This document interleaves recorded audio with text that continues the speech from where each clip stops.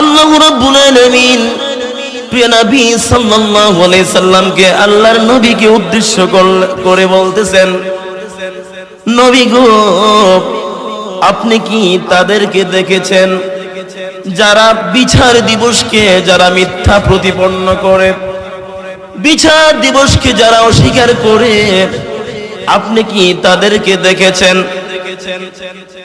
প্রিয় বাবাজিরা আমার, এখানে দিন দ্বারা বিচার দিবস কর্মফল দিবসকে বোঝানো হয়েছে।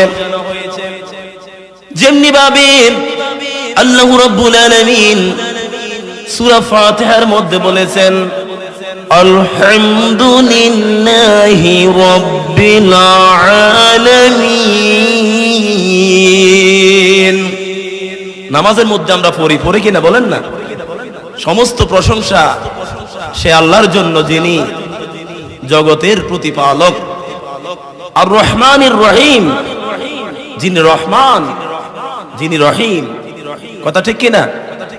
এরপরে আল্লাহ বলতেছেন মালিকি ইয়াউমিদ্দিন, যিনি বিচার দিবসের মালিক, সে আল্লাহর প্রতি সকল প্রশংসা।